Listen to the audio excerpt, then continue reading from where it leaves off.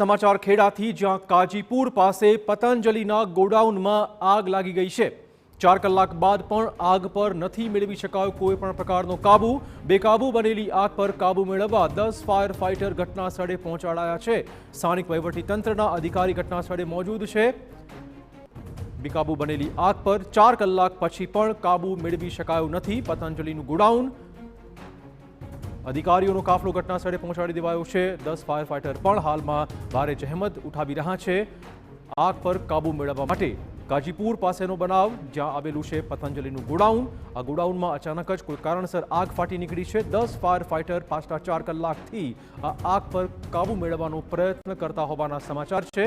पतंजलिના ગોડાઉનમાં एक भीषण आग। वहीवटीतंत्रना अधिकारीओ घटना स्थळे मौजूद। વધુ વાત કરવા જોડાશે અમારા સંવાદદાતા ધર્મેન્દ્ર। શું વધુ વિગતો? ચિરાગ, સમગ્ર મામલાની વાત કરવામાં તો ખેડા જિલ્લાના કાજીપુર પાસે જે લોજિસ્ટિક પાર્ક આવેલો છે જેની અંદર પતંજલિનું એક ગોડાઉન આવેલું છે। મહત્વની બાબત એ છે કે આજે વહેલી સવારે જ 11 વાગ્યાના સુમારે આગની ઘટના બની હતી।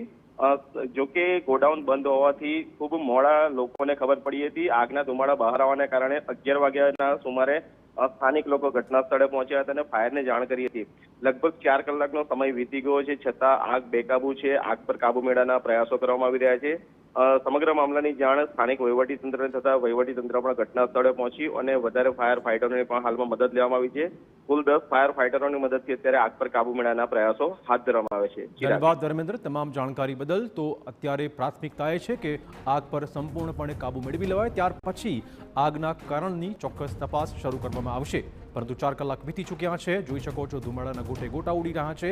4 કલાકથી આ આગ પર કાબુ મેળવવામાં કોઈ સફળતા ફાયર ડિપાર્ટમેન્ટને હાથ નથી લાગી। સર સૈયદ આગ કેવી રીતે લાગી, તમે ક્યારે આવ્યા, તમે કોને જાણ? એટલે અમને અમારા ઓફિસે અહીંથી સાઈડના ઓફિસે જાણ કરી કે ભાઈ પતંજલિમાં આગ લાગી છે, એટલે તમે આવો એટલે અમે આવીને જોયું। અમારું ફાયર સ્ટેશન, અમારું ફાયર જે હતું અમે આગ ઓલાવવા માટે પ્રયત્ન કર્યું અને બીજા ફાયરોને બધા 8-10 જે પહેલાં ફાયર આજુબાજુ હતા બધાને જાણ કરી દીધી, કોલ કર્યા એટલે બધા ફટાફટ આવી ગયા છે। ગોડાઉન બંધ હતું એટલે કોઈ એવું હતું નહીં। આપણે ખોલવા ગયા એટલે આગનું એ લાગ્યું એટલે ફાયર વધારે હતું અને ગોડાઉન બહુ મોટું હતું ને અંદર ઓઇલ પતંજલિનો માલ હતો જે માલિશને કરવા તેલ હોય છે, ઘી હોય છે માલિશ કરવાના, એટલે એના લીધે આગ વધારે હતી। અત્યારે આગ પર સારું થોડું કાબુ છે અને પ્રયત્ન ચાલુ છે। કેટલા ફાયર ફાઇટર?